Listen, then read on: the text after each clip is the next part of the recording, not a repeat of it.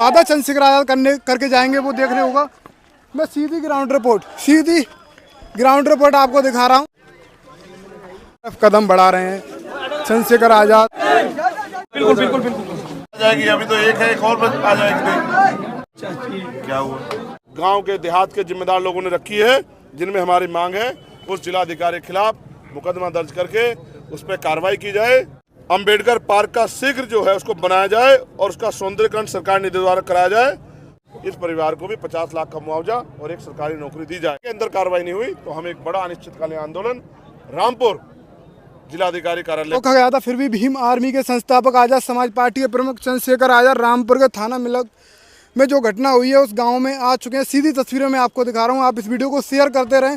चंद्रशेखर आजाद अपने परिवार से मिलने के लिए आए हैं और उस परिवार से क्या वादा चंद्रशेखर आजाद करके जाएंगे वो देखने होगा। मैं सीधी ग्राउंड रिपोर्ट आपको दिखा रहा हूँ। अभी चंद्रशेखर आजाद देखेंगे क्या फैसला लेते हैं। मैं अभी लगातार यहाँ से ग्राउंड रिपोर्ट आपके बीच रख रहा हूँ। माहौल काफ़ी ज़्यादा गर्माता जा रहा है। नहीं याद के आते ही ये नज़ारा रामपुर थाना मिलक के एक गांव में भीड़ का सैलाब आपको देखने को मिल रहा है। आप देखिए किस तरीके से एक बड़े जन सैलाब के साथ आ रहे हैं और लगातार पीड़ित परिवार की घर की तरफ कदम बढ़ा रहे हैं। चंद्रशेखर आजाद देख सकते हैं। आज देखते हैं क्या देखो यार उनके साथ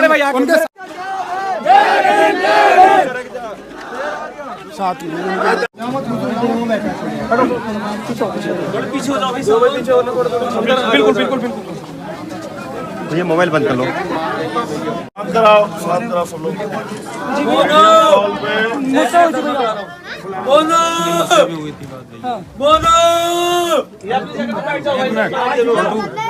बैठो सब बैठो।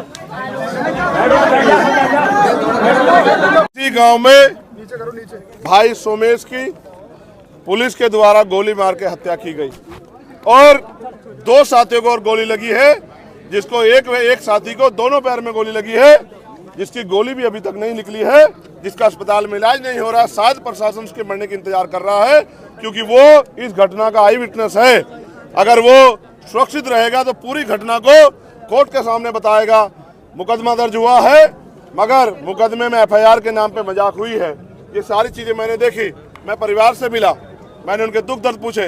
जबरन पुलिस के अधिकारियों ने परिवार को डरा के धमका के और जिस तरह से हाथरस में हमारी बेटी का जबरन अंतिम संस्कार कराया था, ऐसे ही लाठी भांज के पूरी वीडियो रिकॉर्डिंग मौजूद है।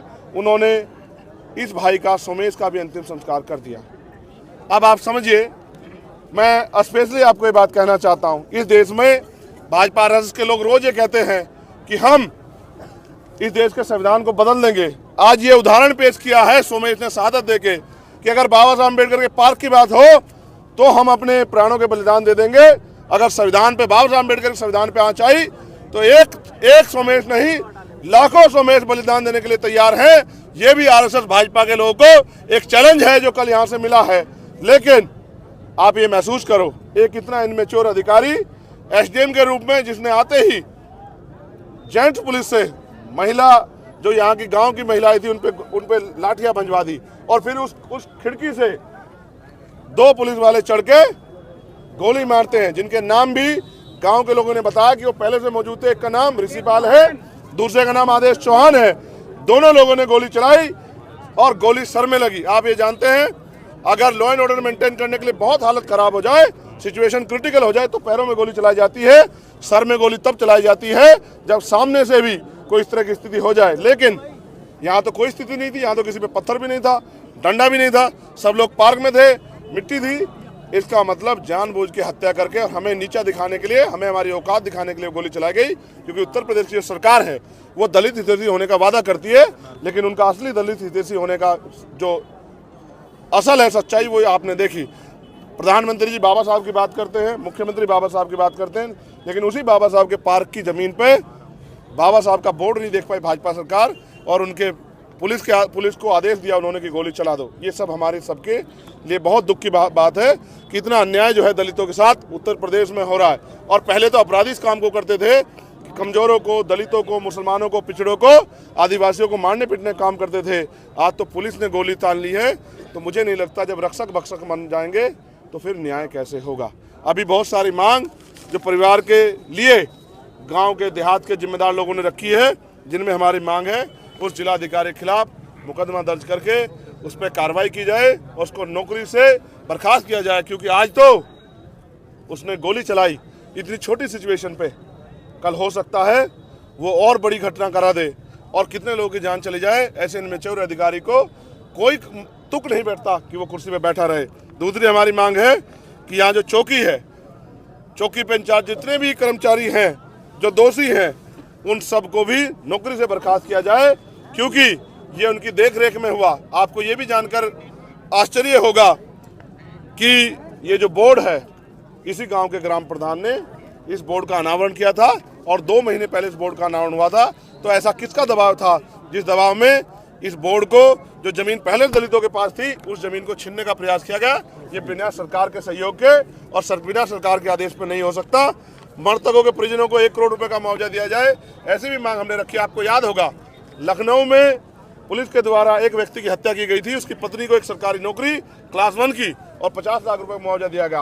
गोरखपुर में भी पुलिस के द्वारा होटल में घुस के एक व्यापारी की हत्या की गई, उनको भी 50 लाख का मुआवजा और एक नौकरी दी गई। लेकिन यहाँ 10वीं का बच्चा जो पेपर दे के आया था, निर्दोष था, उसको गोली मारी गई। वो उस परिवार का करता धरता था, उस परिवार के हाथ पैर थे। इस परिवार के लिए क्या सरकार ने सोचा? अभी तक इस बात की घोषणा न मुख्यमंत्री ने की, न प्रशासन ने की। प्रशासन ने ये कह तो दिया है कि हम अपनी आपकी मांग को पूरा करेंगे। फिर अंबेडकर पार्क का शीघ्र जो है उसको बनाया जाए और उसका सौंदर्यीकरण सरकार निधि द्वारा कराया जाए और दोषियों को शीघ्र गिरफ्तार करके जेल भेजा जाए। जख्मी लोगों की आर्थिक मदद की जाए। जैसा मैंने आपको बताया कि 2 लोगों को गोलियां लगी हैं, एक के दोनों पैरों में गोली लगी, आर पार हुई है। अभी तक उसकी गोली भी एक पैर में शायद उसकी गोली फंसी हुई है। अभी तक 24 घंटे बीत जाने के बाद भी अभी तक उसके पैर की गोली नहीं निकाली गई। इसका मतलब जैसा मैंने पहले कहा, हो सकता है प्रशासन उसकी मौत का इंतजार देख रहा हो कि कब ये मरे और आगे कोई आई विटनेस ना बचे। आखिरी में हमारी मांग ये है कि जैसे मुख्यमंत्री कहते हैं कि न्याय सबके लिए एक है और भाजपा कहती है सबका साथ सबका विकास, तो मैं जानना चाहता हूँ कि फिर न्याय देने में दोहरा क्यों? आपने वादा किया था हाथरस के परिवार से एक नौकरी और एक मकान, आज तक नहीं दिया। आपने जब 2 लोगों को दिया तो फिर उसी रूल की तरह इस परिवार को भी 50 लाख का मुआवजा और एक सरकारी नौकरी दी जाए, जिससे परिवार अपने पैरों पर खड़ा रहे और दोषी अधिकारियों पर कार्रवाई की जाए। लेकिन मुझे विश्वास नहीं कि भाजपा की दलित विरोधी सरकार इनमें से कोई भी मांग पूरी करेगी। इसलिए मैं यहाँ के जिलाधिकारी से अभी बात करूंगा, कमिश्नर से बात करूंगा, एसएसपी से बात करूंगा और ये जानने का प्रयास करूंगा अभी क्या कार्रवाई हुई है। फिर अगर हमारी मांगे नहीं पूरी हुई तो हम एक समय उनको देंगे कार्रवाई करने के लिए। उस समय के अंदर कार्रवाई नहीं हुई तो हम एक बड़ा अनिश्चितकालीन आंदोलन रामपुर जिलाधिकारी कार्यालय पे करेंगे, जिसमें पूरे देश के लोग शामिल होंगे और वो आंदोलन अनिश्चितकालीन होगा जब तक हमारे लोगों को न्याय नहीं मिलेगा। ठीक है।